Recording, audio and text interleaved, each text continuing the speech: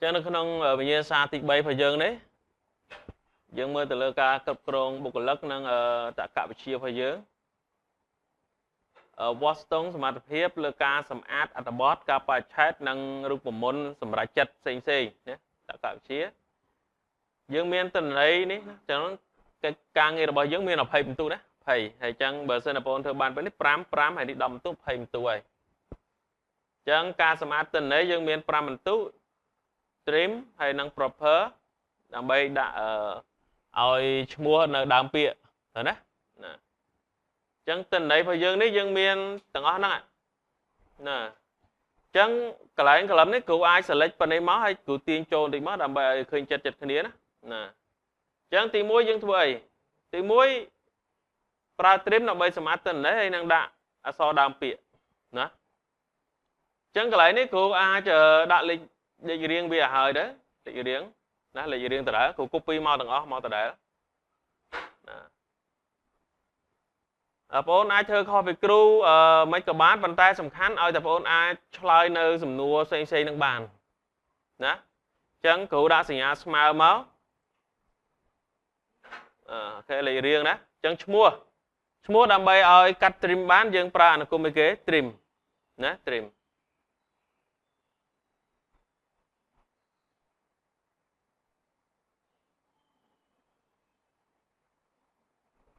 ម៉ែអូសៀមរាបអញ្ចឹងទៅគ្រូដាក់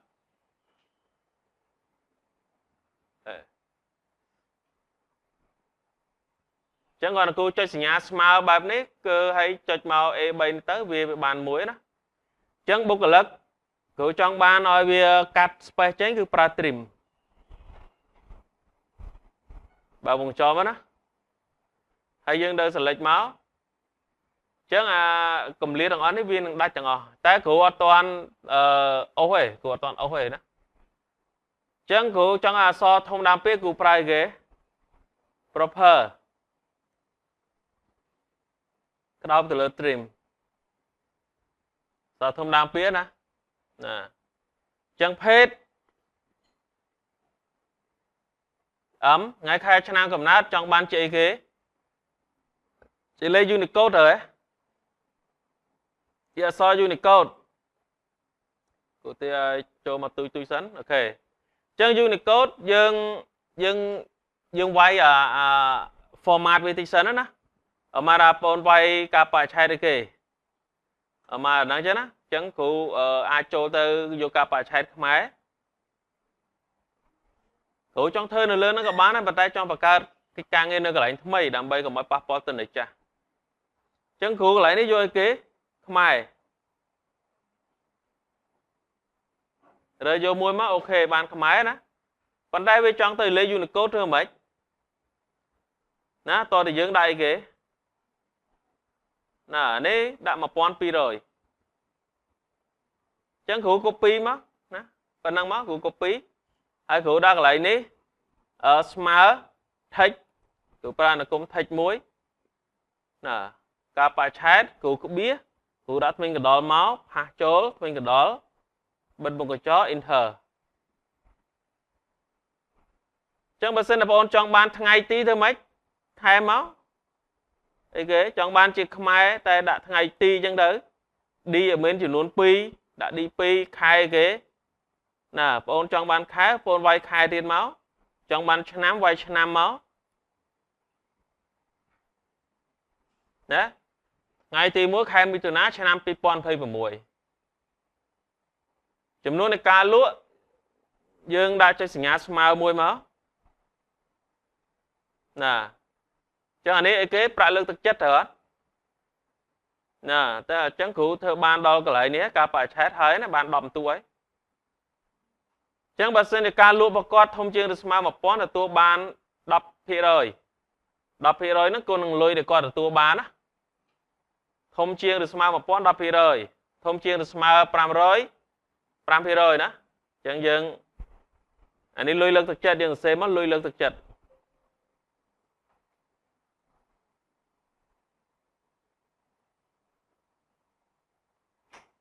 ណាអញ្ចឹងកន្លែងនេះដាក់ស្មើមកប្រសិនបើអី if ចំណូលនេះ Thông chiên được màu mán. Mà bọn chẳng thử lương thực chất mán phía rồi. Đọc phía rồi thôi. Đọc phía rồi. Bởi xin chi dương tự xe đọc phía rồi chết các bạn đấy. Nó bọn xe chết các bạn. Để đưa các bọn xe xôn chạy mũi các bạn. Đôi khi này.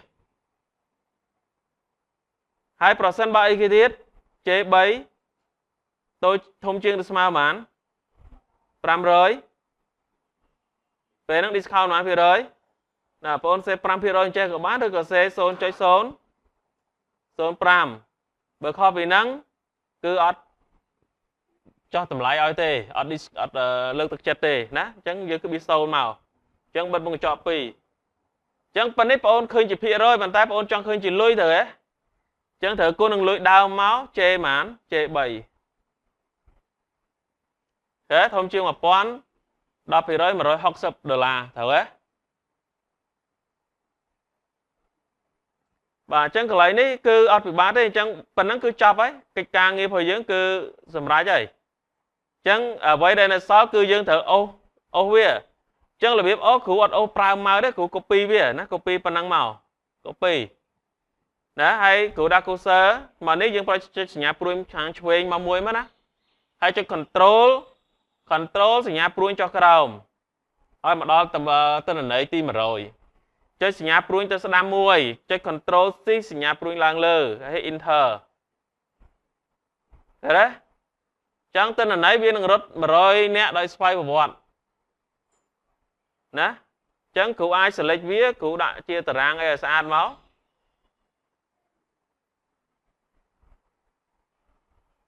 បានហើយណាចឹងត្រឹមត្រូវហើយអត់មានខុសទេ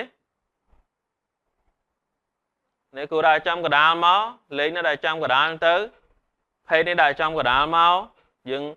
ចំណាយពេល1នាទីរៀបចំវាទៅដាក់ឲ្យស្អាតនេះលេខរៀងយើងដាក់ឲ្យដិតហើយយើងដាក់ចំកណ្ដាលឬក៏ចង់ដាក់ពណ៌អីខៀវអីចឹងទៅឲ្យចំណាំថាអាហ្នឹងកន្លែងយើងធ្វើចឹងទិន្នន័យទាំង100នាក់យើងធ្វើហើយការងារប៉ុណ្ណឹងចប់សពគ្រប់ហើយយើងប្រើពេលប៉ុន្មានបាទចេះអានេះគ្រូបញ្យល់បងប្អូនគ្រូប្រើពេល7នាទីណាចឹងបើការងារជាក់ស្ដែងយើងធ្វើតែ2 3នាទីត្រូវហើយការងារប៉ុណ្ណឹងចឹងវិញ្ញាសាទី4ណាវិញ្ញាសាទី4គ្រូបើកមកចឹងក្នុងនេះយើងមានអីគេការវិភាគស្ថិតិនិងទម្រង់លេខខ្មែរវាស់វែងសមត្ថភាពលើការប្រើប្រាស់អនុគមស្ថិតិនិងការកំណត់ទម្រង់បង្ហាញបែបខ្មែរ Unicode តែប៉ុតសំណួរនេះគ្រូកាត់ចេញខ្លះណាដើម្បីកុំឲ្យយើងពិបាកគ្រូកាត់ចេញមកចំណុចទី1 custom format កំណត់ទម្រង់ថ្លៃតម្លៃលក់ឲ្យទៅជាខ្មែរហើយមានរៀលនៅខាងចុងចឹងអាហ្នឹងអត់ពិបាកអញ្ចឹងណាចឹងគ្រូអនុវត្តឲ្យចឹងស្រួលអាចធ្វើនៅលើនឹងតែម្ដងណាយើង select ទាំងអស់មកដំបូងយើងត្រូវដឹងយើងត្រូវលួចវាយអក្សរ Unicode មួយសិនលេខ Unicode មួយលេខ1 Unicode ណា format cell ហើយយើង copy នេះមកណា control C ចឹងកន្លែងនេះយើងធ្វើម៉េចយើង select មករបៀប select ឲ្យលឿន control C សញ្ញាព្រួយក្នុងហ្នឹងមានវីដេអូគ្រូផ្ញើឲ្យតាំងពីប្រហែលថ្ងៃមុនឲ្យមើលការងារនឹងឡើងវិញតែតើប្រើ control អត់មានទៅអង្គុយធ្វើម៉ៅអូសអីទិន្នន័យ 10 20 រហ្នឹងបានធ្វើអញ្ចឹងទិន្នន័យតិចទៀតអា assignment 20000ទិន្នន័យមួយក្រុមអូនប្រើម៉ៅធ្វើមួយខែធ្វើមកហើយផងប្រើម៉ៅដល់ណាទិន្នន័យហ្នឹងចឹងត្រូវ select តាមរយៈ shortcut key ឲ្យច្បាស់ Control C សញ្ញាព្រួយចុះក្រោមយើងចូលទៅគេ format cell custom យើងកំណត់ឡើយនេះយើង control V ផាសមកហើយយើងដាក់អីគេដកឃ្លាបន្តិចមក real ដាក់ real មកអូខេអញ្ចឹងប៉ុណ្ណឹងយើងបាន5បន្ទុកណា5បន្ទុកហើយរៀនអស់ហើយហ្នឹងរៀនអស់ហើយតើណាហេតុអីយើងមិនចាំហេតុអីបានយើងភ្លេចដោយសារយើងធ្វើតាមហើយយើងគិតតែខ្លួនយើងចេះ អាហ្នឹងត្រឡប់តែអញ្ចឹងរៀនត្រឡប់បែបហ្នឹងហើយសំណួរសួរថាបើគ្រូបរៀនទៅខ្ញុំប្រហែលជាចេះជាងមើលវីដេអូមិនសូវចេះមិនមែនអញ្ចឹងទេបងឯងមើលគ្រូបរៀនអនុវត្តផ្ទាល់នៅលើហ្នឹងឲ្យបងឯងក៏បងឯងនៅតែមិនចេះអញ្ចឹងបើសិនជាមិនធ្វើឡើងវិញច្រើនដងយល់ណាបើសិនជាអត់ជាយាមធ្វើឲ្យបាន10 20ដងទេនៅតែមិនចេះអញ្ចឹងទោះបីជាមើលវីដេអូក៏ដោយមើលការបរៀនរបស់គ្រូនៅលើ slide នេះក៏ដោយបើបងឯងមើលតែម្ដងធ្វើតែម្ដងវានៅតែមិនចេះអញ្ចឹងយល់ឲ្យច្បាស់កន្លែងហ្នឹងណាហើយការងារនេះត្រូវអនុវត្ត10 20ដងលើចំណុចមួយត្រូវរកកុំព្យូទ័រអនុវត្តគ្រូមិនទាមទារឲ្យអ្នកគ្នាទិញទេប៉ុន្តែឲ្យព្យាយាមរកកុំព្យូទ័រអនុវត្តអញ្ចឹងហើយបានខ្ញុំសុខចិត្តពេលថ្ងៃគ្រូសុខចិត្តពេលថ្ងៃបើក lab ឲ្យមកអនុវត្តយល់ទេដើម្បីឲ្យធ្វើឲ្យច្រើនដងបានស្ទាត់មិនមែនមកអង្គុយស្ដាប់បទចម្រៀងលេង Facebook TikTok ទេណាហើយបើបងប្អូនណាដែលថាអត់បានមកអនុវត្តគ្រូមិនបខំខ្លាំងពេកទេប៉ុន្តែប្រឡងបើសិនជាយើងអត់សូវអនុវត្តយើងដឹងតែធ្លាក់ហើយព្រោះប្រឡង final គ្រូគឺអនុវត្ត20ម៉ោង2ម៉ោងសំទោសអត់មានប្រឡងទ្រឹស្ដីទេអត់មានសួរតសេទេ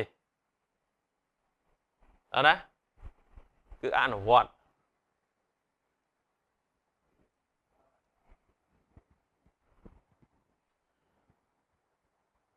ចំណុចតទៅទៀត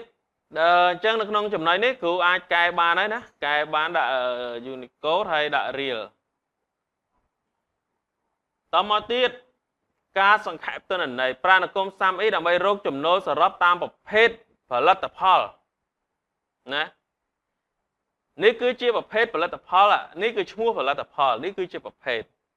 អញ្ចឹងយើងធ្វើម៉េចកន្លែងនេះត្រូវ copy ប្រភេទផលិតផលហ្នឹងមកសិនហើយធ្វើអី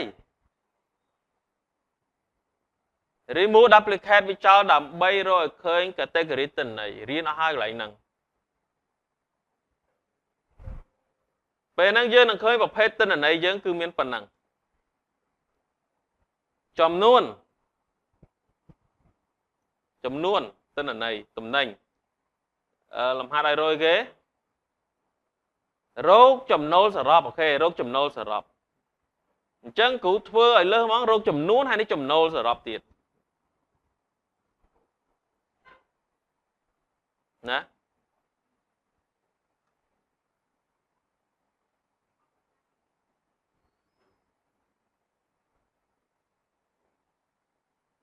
តែអញ្ចឹងគ្រូរៀនឲ្យស្អាតតិចមកណាអញ្ចឹងចង់គ្រូចង់ដាក់ចំនួនបានណាប្រើគេSAM if rank ណា function f4 មកចេះ f4 ក្បៀស criteria សំទោសណានេះrank យើងទៅ rank នៅផលិតផលសិនណា function f4 ក្បៀស criteria ក្បៀសគេ SAM rank ចំនួន function f4 បើរងកញ្ចក់ enter យើងនឹងឃើញចំនួនណាចំនួនដែលបានលក់លុយចំនួនលុយ SAME បើកញ្ចក់ rank គេ rank ផលិតផល function f4 ក្បៀស criteria ក្បៀស SAM rank ទៅលើលុយចំណូល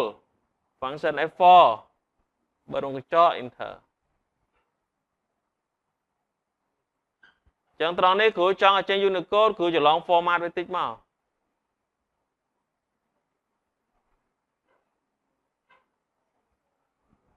ចឹងគ្រូបាននំ biscuit លក់បាន102នំចំណូលបាន 44000 រៀលចឹងនេះឆ្លើយនឹងសំណួរទី2តាមអីដើម្បីរកចំណូល តែគ្រូមិនតែរកចំណូលគ្រូរកឃើញចំនួនតែម្ដងចំនួននៃការលក់និងលុយដែលទទួលបានការវិភាគមធ្យមវិភាគអីរកតម្លៃដែលលក់មធ្យមនៃផលិតផលដែលមានបរិមាណលក់លើសពី5លក់លើសពី5អញ្ចឹងលក្ខខណ្ឌនេះយើងត្រូវរក average អីនៃផលិតផលយើងដែលលក់លើសពី5ចំណូលអញ្ចឹងយើងប្រើអីគេអាហ្នឹងស្រួលណាស់សរសេរអានគមតាមមួយម៉ាត់នឹងក្រោមមកណាអានេះណាមធ្យមលក់លើស5អញ្ចឹងគ្រូដាក់សញ្ញាស្មើមក A correct if បើវងចកអីគេ rank ណា rank ទៅអីគេនេះ criteria function f4 យ៉ាបៀធំជាងប៉ុន្មានធំជាង5បៀសាំ rank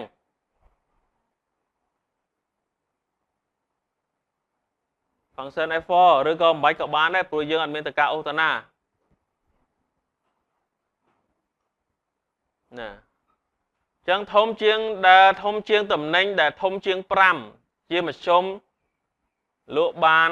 33545រៀលជាមធ្យម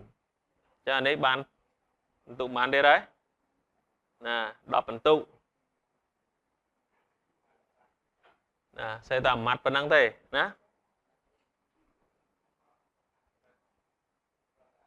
ចឹងលំហាត់នេះសូមបងប្អូនទៅផ្ទះវិញណាយើងអនុវត្តធ្វើឲ្យបានណាទាំងអស់គ្នា